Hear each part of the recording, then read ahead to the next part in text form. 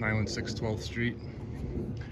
This tall suckering tree needs to come out and get cut at the base. And then any of the Virginia creeper that's in this little bed here needs to get pulled out. This shrub needs to get, I would say, snowball in this situation, give some room for that. If there are any little weeds in here, those should come out too. This tree should be kind of trimmed off the top. Any dead, there's not too much in here, but there might just be a handful of things to rake through.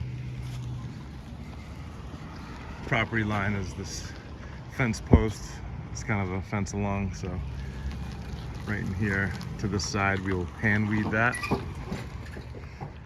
And then there's just weeds like this in the bed. There's sunflowers coming up, cutting all the suckers around the base of this tree. All these spireas stay, all the shrubs, but then all the thistles come out. We've got stuff suckering, all those ash tree suckers come out. All the weeds around the cars, just be careful around the cars. All the thistles around here come out. Pull all these sunflowers, and all this junk in here gets cut. Probably cut next to the cars. And then once you're in this patio area, this whole patio area needs to be weed whacked, raked up, cleaned. More thistles and coming through here. And then you've got thistles through here. You do have some weeds that need to be weeded out. You get a branch back there. This shrub needs to be cut back off the lawn and shaped. There's a sprinkler head in that corner. And then we've just got weeds coming through, like this stuff needs to get weeded out. Grasses. There are some plants in here. They didn't turn the water on this year, so even though this looks dead now, it can probably be revived. So we'll leave the hydrangeas. You can deadhead things like this back to the greenery. Branches. Maybe trimming back some of these sucker branches to the fence. Branch back there. Cutting back the suckers to the fence would be good. And then we've got all these weedy type things that can be weed whacked down to the flagstone. And this area needs to be hand weeded. Yeah, watch the weed whacker near the windows here.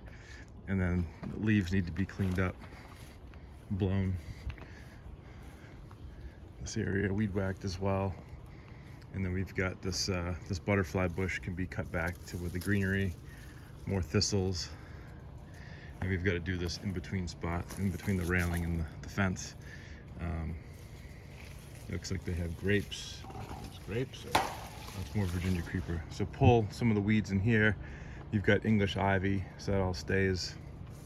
But you've got stuff. I guess it's a nice privacy thing, but just there's a couple. All the Virginia creeper on the bottom, on the ground, needs to be pulled out from the bottom, and then maybe just a slight cutback. Doesn't have to go all the way against the fence, but you see it's kind of really hanging. Maybe just a nice line so someone can walk behind there, but we'll keep the privacy. And we keep all these Russian sage, which is good. If there's any weeds in here or leaves, just kind of rake those out. This area can be completely weed whacked down to the ground and raked. Yeah, you've got this creeper starting to grow through the fence. So just kind of clean this whole area up. You get more of those sweet peas like we had yesterday. Those can be cut back. And then in these beds in here, say don't pull anything. The flowers that are already, the yellow yarrow, leave that, but these guys should be cut back to the ground. They're going to seed. And then all this stuff in here needs to be pulled out, and the whole rock areas need to be pulled out in here, and that is the job.